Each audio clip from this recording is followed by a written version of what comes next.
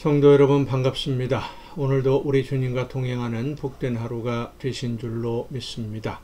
이 시간 우리가 함께 은혜를 나눌 본문 말씀 신약성경 마가복음 14장 66절부터 72절까지에 있는 말씀입니다.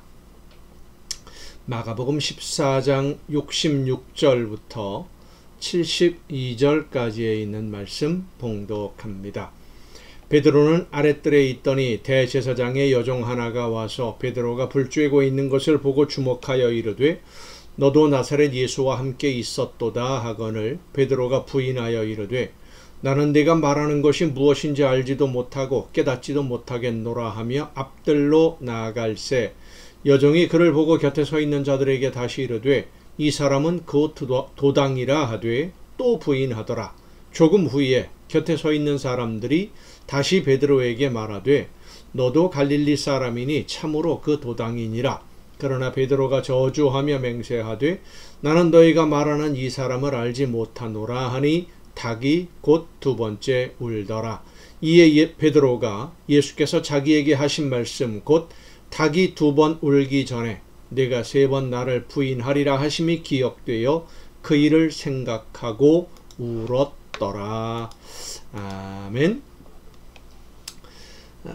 아무 말도 하지 않고 예수님이 침묵을 끝까지 유지했더라면 대제사장들과 바리새인들의 계획, 증거를 조작하고 증인을 조작해서 예수님을 신성모독의 죄인으로 만들고 사형 판결을 내린 후에 유대인들에게는 조작된 증거로 여론을 조성해서 예수님을 처형하는 것이 자신들의 율법을 지키려는 열심의 결과였다라는 것을 보여주려고 했던 바리새인들과 제사장들의 계획은 무산되었을 겁니다. 예수님이 침묵을 계속 유지하셨더라면. 왜냐하면 증인들의 증언이 서로 일치하지 않고 있었습니다. 증인들의 증언만으로는 예수님을 사형시킬 만한 죄를 찾지 못하고 있었습니다. 그렇게 될 수밖에 없는 것은 그들이 아무리 준비하고 계획을 세웠다고 하더라도 하나님의 아들이 대속의 제물이 되는 데 있어서 어리석은 사람들의 속임수와 계획에 의해서 죽임을 당하여서는 안 되기 때문입니다. 예수님은 스스로 자신의 목숨을 주신 것이지 빼앗긴 것이 아님을 우리는 잊지 말아야 됩니다. 그래서 예수님이 스스로 하나님의 영광의 보좌에 앉으실 것과 하늘 구름을 타고 오실 것을 말씀하시면서 상황이 급격하게 변합니다.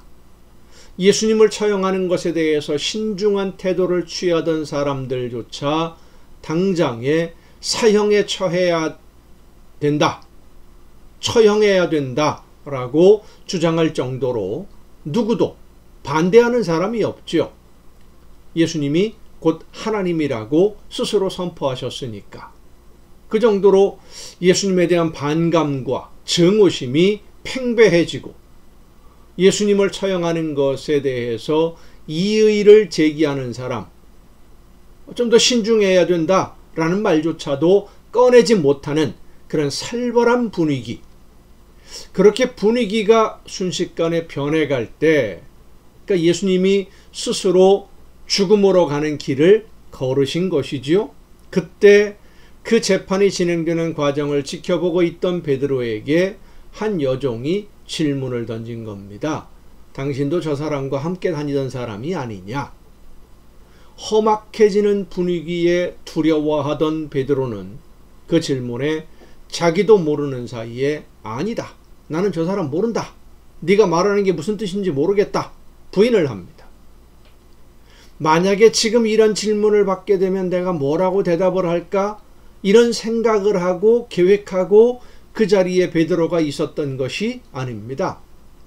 어떻게 하려고 미리 준비하지도 않았고 그런 질문을 받으리라고는 생각하지도 못하고 있었는데 갑자기 한 여종이 지나가는 말로 툭 던진 질문에 나는 네가 말하는 것이 무엇을 말하는 건지 모르겠다. 자기도 모르게 두려움 속에서 부인하고 말았던 겁니다. 준비하지 않고 있었기 때문이고 예수님이 당하는 고난을 보면서 두려워하는 마음이 베드로에게 가득했기 때문입니다. 한 번 부인한 베드로에게 두 번, 세 번 부인할 수밖에 없는 상황이 만들어지고 결국 베드로는 예수님의 말씀처럼 닭이 울기 전에 예수님을 모른다고 세 번 부인하게 되고 맙니다. 예수님이 미리 말씀해 주셨는데도 베드로는 왜 예수님을 부인할 수밖에 없었던 것일까요? 설마 그런 일이 일어나리라고는 생각하지 않았기 때문에 준비하지도 않고 방심하고 있다가 시험에 무너지고 만 겁니다. 성도 여러분, 오늘 우리도 베드로와 같은 시험을 갑자기 만날 수 있습니다. 언제 어디서 어떤 공격을 받을지 모릅니다. 그래서 우리는 항상 깨어서 기도하고 준비하고 항상 하나님 편에 서기 위해서 기도하며 성령의 도우심을 간구해야 될 줄로 믿습니다. 내 개인적인 생각과 욕심을 따라서가 아니라 하나님이 원하시는 길에서 예수님의 뒤만 따르는 여러분 모두가 될 수 있기를 간절히 바랍니다. 기도하시겠습니다. 오늘도 연약한 저희들의 삶을 붙들어 주시고 인도하시는 아버지 하나님, 성령의 인도하심 가운데 하나님이 원하시는 뜻 안에서 모든 일을 믿음으로 순종하며 따르며 항상 하나님의 은혜를 사모하는 우리 모두가 되게 하여 주시옵소서.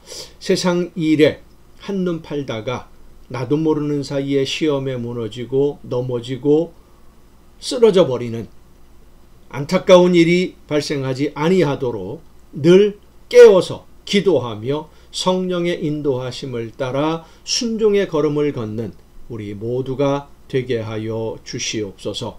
이 모든 말씀을 예수님의 이름으로 기도하옵나이다.